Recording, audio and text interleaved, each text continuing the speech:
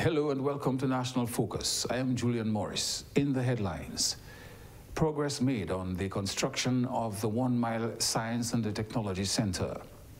CEO of International Airport Project says plans will meet Dominica's goal of a sustainable development. And Woodford Hill housing project underway. The details of the headline stories and more when we return.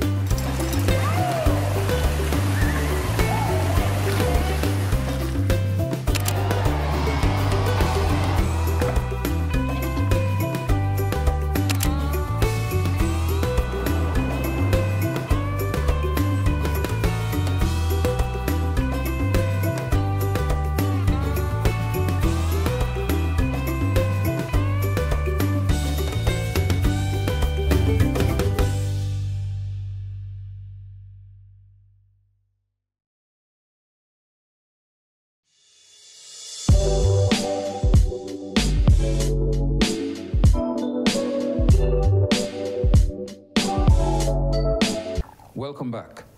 The Dominica Labour Party administration has prioritized housing in its quest to build a dynamic Dominica. This has intensified post-Hurricane Maria with the provision of quality and resilient housing. A number of housing projects are currently ongoing across the island, including in the village of Woodford Hill.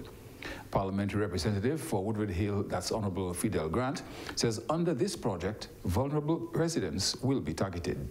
What we are building there, we are building 16 3-bedroom units, and that is for the persons of the Woodford Hill area. We are looking at mainly not single mothers but single parents, persons who are in need of housing based on their circumstance. And we are pretty much in the foundation stage. We're hoping that in the next few weeks we'll be casting the flooring and moving to block work. We have about 8 of the contractors are all from the Woodford Hill village itself, so that is something significant. What we try to do, well, what this government has been trying to do for the past 23 years is build capacity. So we decided that a significant, at least 50% of the houses has to be built by contractors from the Woodford Hill area. So you have some contractors based on their skill level and their capacity would be building 1 home, and then there are others who would have received 2 homes. Minister Grant is pleased with the employment opportunities created with 2 major projects in his constituency, the housing project in Woodford Hill and the International Airport in Wesley. The young men who have not been on the housing project, they are working on the airport. So they are, in terms of employment, the housing and the airport has created a number of employment opportunities for persons in the Woodford Hill area. But the work is progressing nicely. What I'm happy about is persons have taken ownership of the project. You know, it's Woodford Hill is my community. I am building something in my community. I am, you know, it would be good that we could speak to some of the contractors to hear them express their views and their own gratitude, because they felt it, you know, a number of times things happen and they are left on the sidelines. So rather than they being employees, they are employers in this instance. Housing projects are ongoing in Savan, Scott's Head, Centre in Grand Bay, Penville, Vickers, Paybush, Egliston, the Kalinago Territory, Point Michel and Canefield East. As work progresses on preparations for the construction of the International Airport, CEO of the International Airport Development Company, Mr. Samuel Johnson, says they have been working closely with the contractors to ensure there is a smooth running of the construction process. The China Railway No. 5 Engineering Group Company Limited, or CR5, was awarded the $1 billion EC dollars plus contract for the Dominica International Airport project. Mr. Johnson says in addition to the massive relocation of residents in and around the airport site, changes also had to be made to the master plan of the airport to reflect the government's resiliency plan. There was also updates that were done to the master plans. The initial master plan development started, I think, way back in 2017 or 2016 thereabout. But a lot has changed. A lot has happened since then to 2021 when the works started in earnest. So the update of the master plan and the concept designs were all done or revisited during that period. And as you would appreciate, since then and now we were hit by Hurricane Maria. So the whole question of resiliency and ensuring that that we could account for or reflect, if you will, the resilient agenda of the government. Mr. Johnson says the pandemic also led to the revisiting of the airport's layout to enable the country to welcome visitors in a more conducive environment. And in 2020, we all lived through a pandemic, and countries all scrambled to respond. You saw makeshift medical facilities and quarantine facilities and testing facilities popping up in airports all over the world.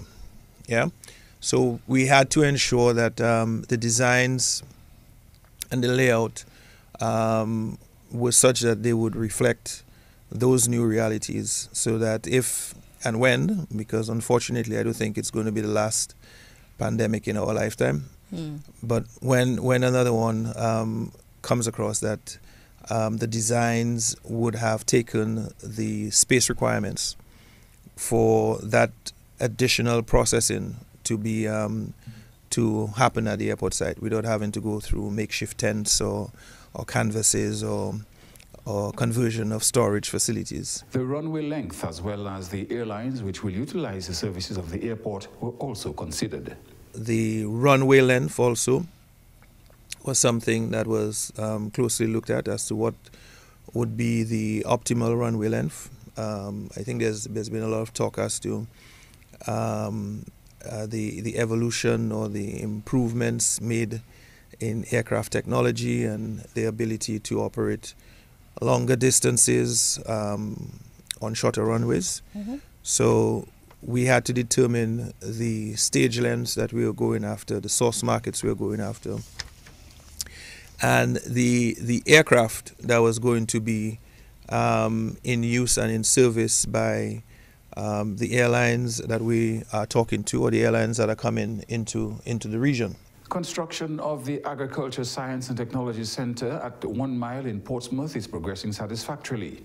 The project is aimed at transforming farming and crop production in Dominica and will aid in containing and treating pests and diseases which affect production. Permanent Secretary in the Ministry of Agriculture, Fisheries, Blue and Green Economy, Mr. Reginald Sevre, says the project is at an advanced stage with the focus moving away from just physical construction. The situation now is that we start to recruit individuals to be sent to China for training in tissue culture in facility operations. We have discussed with the Cubans to help us to set up the Londonderry, rehabilitate the Londonderry Center as a tissue culture handling facility. We also know that what is in 1 Mile is already rehabilitated.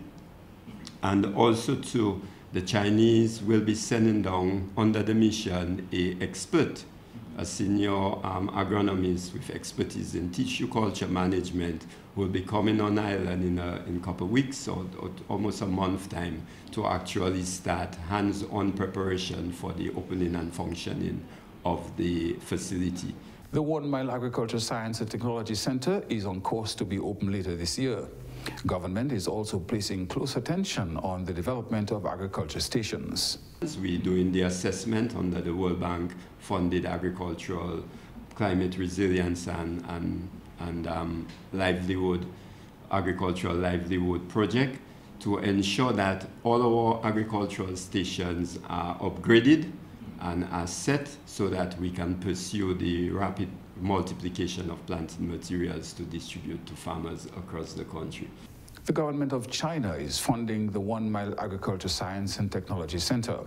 Work on the project began in June of 2022. The 2023-2024 national budget will focus on the productive sectors. The disclosure has come from Minister for Finance, Economic Development, Climate Resilience and Social Security, Dr. the Honorable Irving McIntyre. I will be focusing a lot on agriculture. You heard the Prime Minister said we're going to get to 700 million of our GDP by 2030. So a lot of the measures is really in the productive sector, which is agriculture. A lot of the measures in terms of tourism, developing our product and trying to get more revenue from tourism.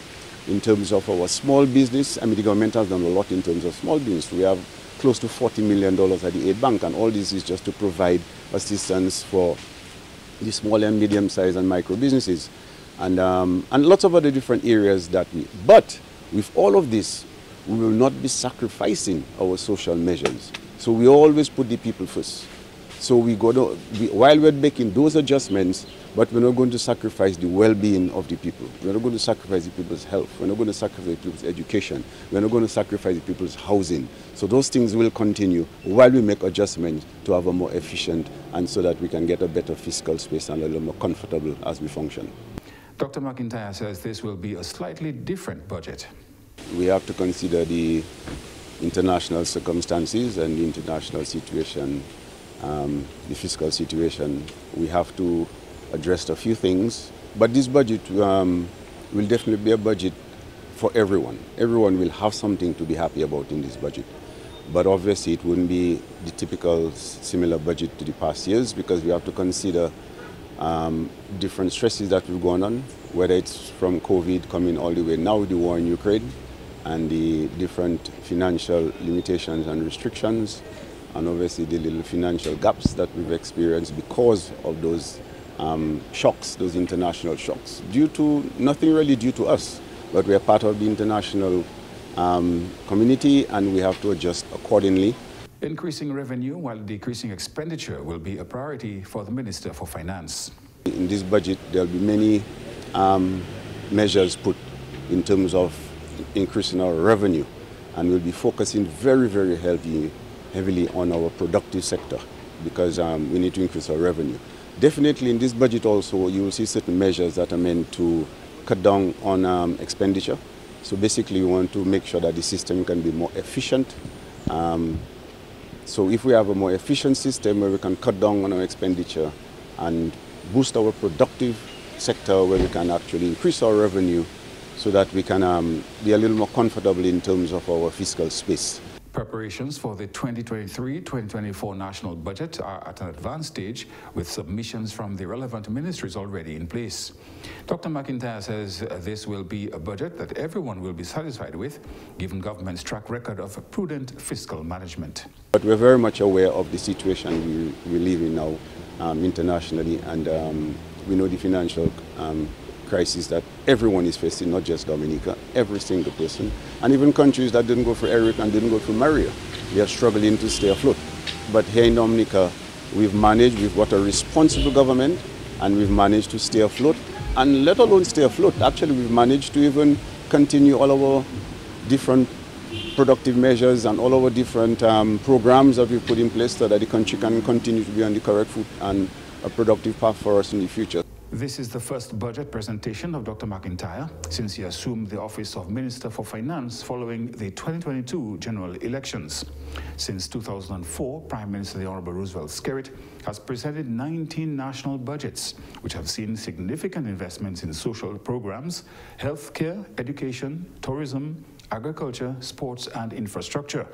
There has also been a reduction in income taxes and increases in CBI revenue. You are watching National Focus. More when we return.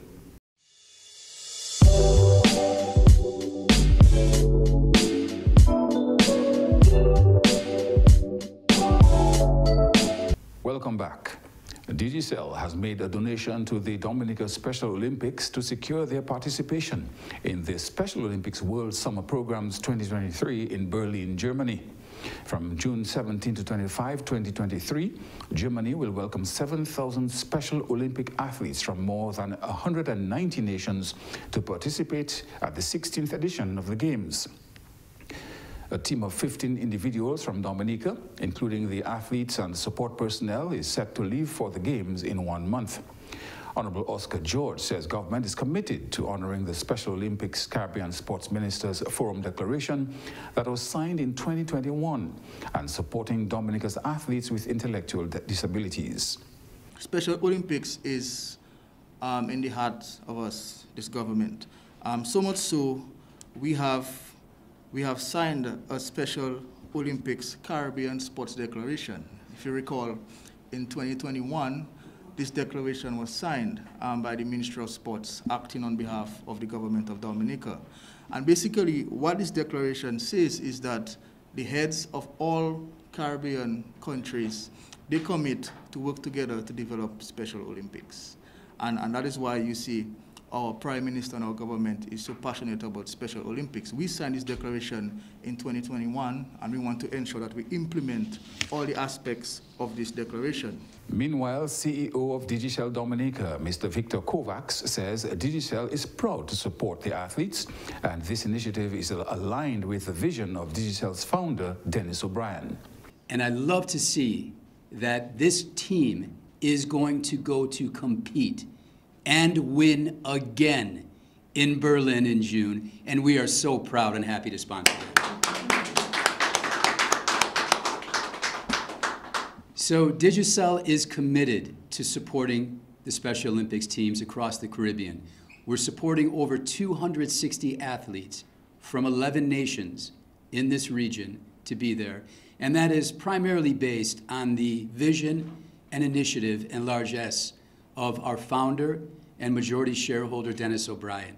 So I'd like to give him a special thanks as well. Head of the delegation, Mr. Ainsworth Irish, expressed appreciation to Digicel for their continuous support. Digicel unwavering support for Special Olympics in the region will see some 402 special athletes, including 8 athletes and officials from Dominica attending the Berlin Games. In fact, our delegation consists of some 15 persons. And of course, once again, I want to say, my heartfelt thanks to Digicel, and I think at this time you should give Digicel a round of applause. Digicel has partnered with the Dominica Special Olympics since its inception in 2006. Mr. Irish spoke of the mission of the Dominica Special Olympics team. The mission of Special Olympics is to provide all year-round training in sports training for athletes in athletics competition in a variety of Olympic-type sport for children and adults with intellectual disability, giving them the opportunity to develop physical fitness, demonstrate courage, and experience joy and participate in sharing. And so Digicel has really shared its wealth and support with our program in Dominica by giving us that annual subvention and that grant to continue that feat. He also spoke of the history of excellence of Dominica's Special Olympians and reports that they have been training consistently under outreach and skill training programs. Dominica has a promising team for the 2023 Summer Special Olympics. The delegation consists of 3 returning members of the team, including male gold medalist for bocce, Ega Auguste, female gold medalist for bocce, Melissa Dupini, and the gold medalist for the 100 meters race, Alexia Wade. Among several other medalists, such as Ricky Barry, Michelle Detouche, Crispin Daly, Dr. Germania Dennis, Julian Benjamin, and Lisa Watty will accompany the delegation. Ruth Auguste, parent of Ega Auguste, will serve as assistant head of delegation. To support Dominica at the 2023 Special Olympics, you can text BERLIN, that's Berlin, to 5151 to make a $1 donation to the team. Minister for Health, Wellness and Social Services, Honorable Kasani Laville, says government will continue to meet the needs of the nurses.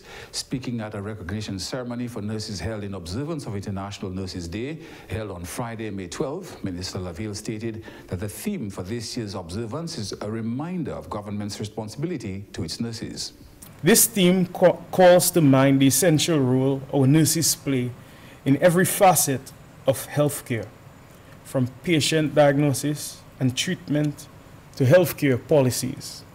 The theme is also a stark reminder that we have a distinct role to take care of our nurses and to ensure that their needs are met as they work to address the global challenges and to improve global health for all.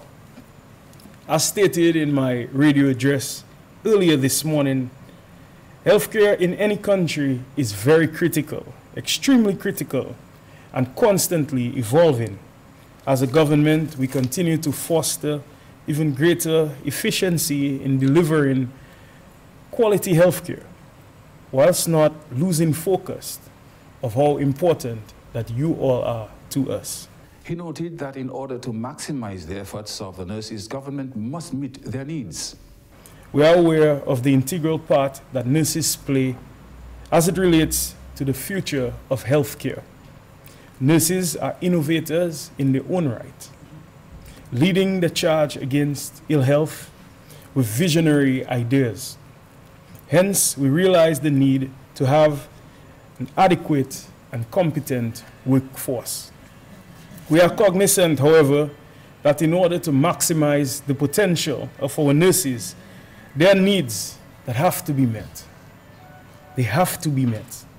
Minister Laville stated that the investments made to provide the necessary resources is evidence of government's commitment to its nurses. And with this in mind, the government has made significant investments in providing the required infrastructure, human resources and training in various health-related fields, as well as procuring state-of-the-art equipment and medical supplies. We trust that these investments are evidence of the value that we place on our nurses and the important role that you all play. We all can agree to continue to commit to doing more, to doing much more, whilst we actively strive to improve and to do better.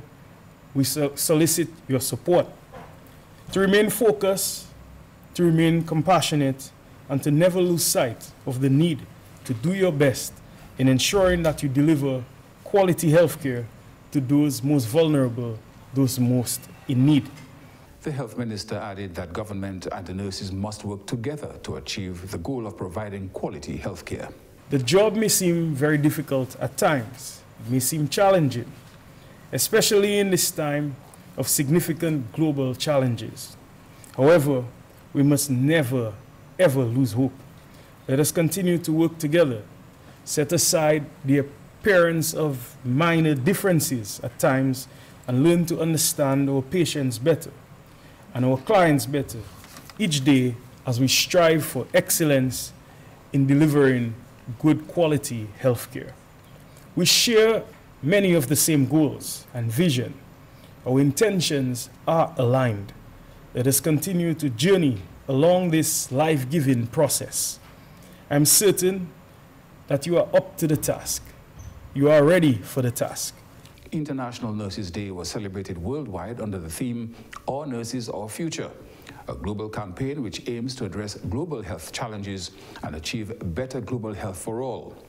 As part of the ceremony, departmental nurses and ward sisters were awarded for their outstanding work and dedication. International Nurses Day is celebrated on May 12 annually. The 2022-2023 cruise season has been deemed a success. The season closed on Tuesday, May 16, with the inaugural call of the Magic of Disney cruise line at the Rosa cruise ship berth. To commemorate the ship's arrival, the Ministry of Tourism, through the Discover Dominica Authority, hosted a welcome ceremony aboard the ship to include a plaque exchange. Onshore activities organized by DDA included performances showcasing Dominica's culture, dress and heritage, as well as a mini-cultural parade and other cultural acts. The cruise passengers were also scheduled for numerous tours to natural sites such as Emerald Pool, Trafalgar Falls, and Miro Beach. The cruise industry has been on the rebound following the impacts of the COVID-19 pandemic, which resulted in a stop of all cruise activity for a 16-month period beginning in March 2020. Based on preliminary data, the season brought 244,265 visitors, exceeding the 2021-2022 season by 71%. This performance also surpassed the pre-pandemic season by 29%. Chief Executive Officer of the Discover Dominica Authority, Mr. Colin Piper, stated that this season can be deemed a success for many reasons.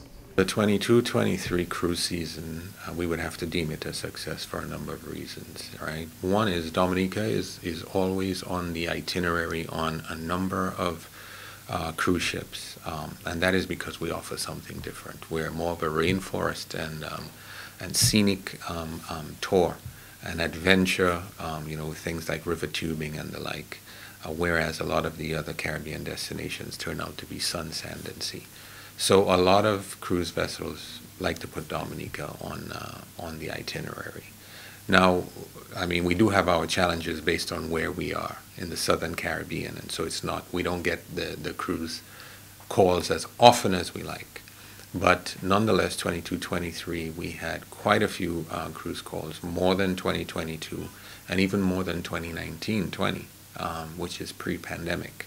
He explained that one of the main contributors to the success of this season was the number of passengers who disembarked and participated in tours. And we had more cruise passengers coming in as well, more cruise passengers getting off the ship and doing tours. And that's most critical, because that's where they leave money on the island, by taking tours, by buying, from the vendors, all these sorts of things.